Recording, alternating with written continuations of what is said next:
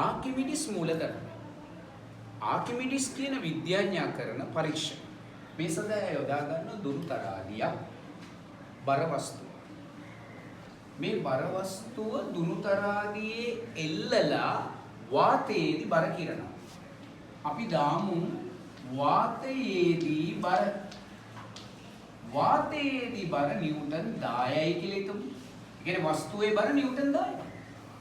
වාතයේදී මේ වස්තුවේ බර කියනයි කියන්නේ නිව්ටන් 10යි.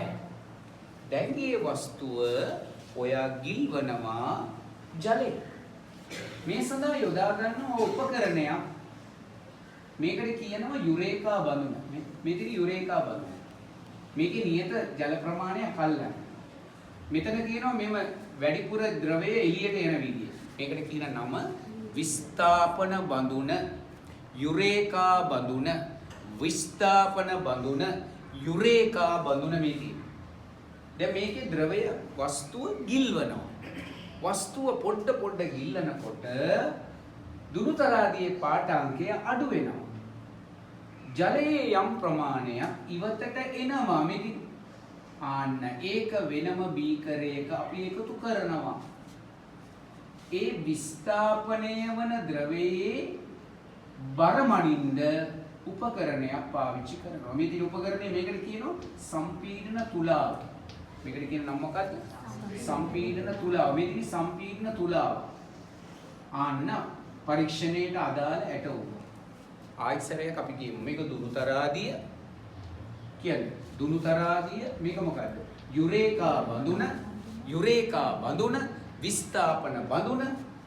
මේක බීකරය. මේකේ නම කියන්නේ සම්පීඩන තුලාව. සම්පීඩන තුලාව. දැන් බලන්න වාතයේදී බර කීයද? නිව්ටන් 10යි. ජලයේ ගිල්වනකොට මේකේ පෙන්නන බරට අපි නමක් කියනවා. පෙන්වන බර.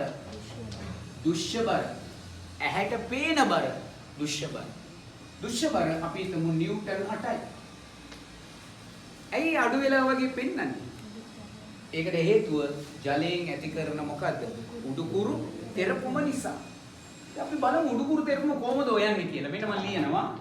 උඩුකුරු තෙරපුම හොයන්නේ කොහොමද? මේක අහගත්ත කියනවාට මේ පාඩම හොඳට පුළුවන් වෙනවා. උඩුකුරු තෙරපුම. ඔන්න සූත්‍රේ. පුතාලා කියන්න බලමු උඩුකුරු තෙරපුම කොහොමද එන්නේ කියලා. වාතයේ බරෙන් කියමු. වාතයේ බරෙන් අඩු කරනවා දුෂ්‍ය බර. වාතයේ බරෙන් අඩු කරනවා දුෂ්‍ය බර. උඩුකුරු තෙරපුම හොයන්නේ කොහොමද? වාතයේ බරෙන් අඩු කරනවා කියන්නේ.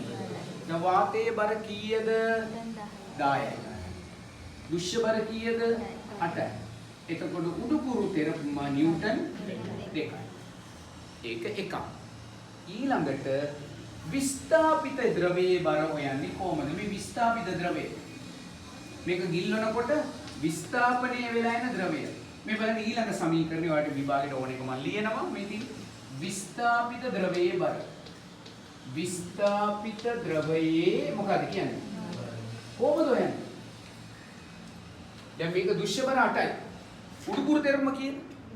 නිව්ටන් කීයද උඩුකුරු තෙරපුම? උඩුකුරු තෙරපුම නිව්ටන් කීයද? 2යි. වස්තුව සම්පූර්ණයෙන් හෝ අර්ධ ලෙස ජලයේ ගිල්ලූ විට වස්තුවක් සම්පූර්ණයෙන් හෝ අර්ධ ලෙස ජලයේ ගිල්ලූ විට ද්‍රවයේ ගිල්ලූ විට මෙන්න කතාව. විස්ථාපිත ද්‍රවයේ බර සමානයි උඩුකුරු තෙරපුම. නැවත ඒක කියන විදිය බලන්න. වස්තුවක් සම්පූර්ණයෙන් හෝ අර්ධ වශයෙන් ද්‍රවයේ ගිල්ලූ විට කියන්න විස්ථාපිත ද්‍රවයේ බර සමානයි උඩුකුරු තෙරපුම. විස්ථාපිත ද්‍රවයේ බර සමානයි උඩුකුරු තෙරපුම. විස්ථාපිත ද්‍රවයේ බර සමානයි උඩුකුරු තෙරපුම. අයිපාර ආකිමිඩිස් නියමයේ කියන්න බලන්න. වස්තුවක් කියන්නේ සම්පූර්ණයෙන් හෝ අර්ධ වශයෙන් ද්‍රවයක ගිල්ලූ විට. අයිපාර කියන්නේ වස්තුවක් සම්පූර්ණයෙන් හෝ අර්ධ වශයෙන් ද්‍රවයක ගිල්ලූ විට කියන්නේ විස්ථාපිත ද්‍රවයේ බර සමානයි උඩුකුරු තෙරපුම. විස්ථාපිත ද්‍රවයේ බර සමානයි විස්ථාපිත ද්‍රවයේ බර සමානයි එහෙනම් අපි විස්ථාපිත ද්‍රවයේ බර සමානයි මොනවටද කියන්නේ?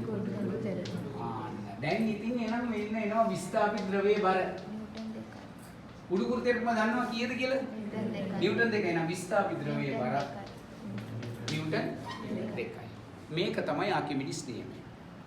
එතකොට ආකිමිඩිස් නියමය කියවෙන දේ සරලව තව පාරක් කියලා ඉවර කරමු.